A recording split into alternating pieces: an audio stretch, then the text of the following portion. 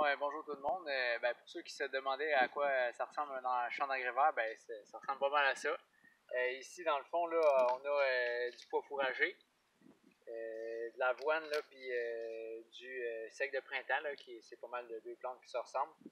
Puis on a de la veste velue ici, là, qui ressemble à celle-là ici. Les engrais verts font partie intégrante de nos méthodes de culture depuis le tout début de l'entreprise. Il faut reculer dans le fond dans les années 75-80, dans le temps de mon grand-père Germain Étier. C'est sûr que dans ce temps-là, ça se limitait pas mal juste aux sarrasins, mais le fondement de la pensée était là, que la santé des sols, c'est important. C'est important de régénérer le sol à l'aide d'engrais verts. Depuis, on essaye d'améliorer nos variétés d'engrais verts. On est rendu qu'on fait même des mélanges, donc on sème plus qu'une culture à la fois pour apporter plus de bienfaits au sol avec un seul semis. Et c'est rendu aussi qu'on fait plus qu'un semis par année, on en fait deux.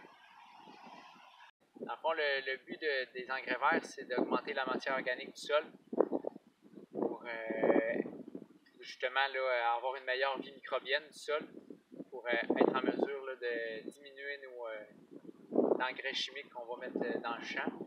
C'est aussi pour avoir un meilleur sol, sol plus en santé, parce qu'un sol en santé égale des plants en santé.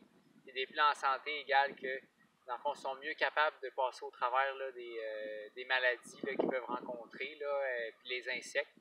Donc, ça fait en sorte qu'on étend le moins de produits chimiques. Comme dit tantôt, dans le fond, les bienfaits de l'engrais vert, c'est de réduire la mauvaise herbe puis certains insectes, comme les nématodes. Les nématodes, c'est un petit ver microscopique qui se retrouve dans le sol, puis malheureusement, ce petit ver-là, il mange les racines des fraises.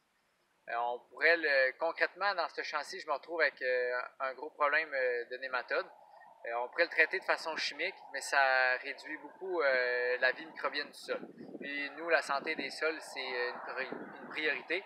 Donc, on préfère utiliser les engrais verts pour réduire les nématodes. Ici, on a de la moutarde, puis à côté du millet perlé.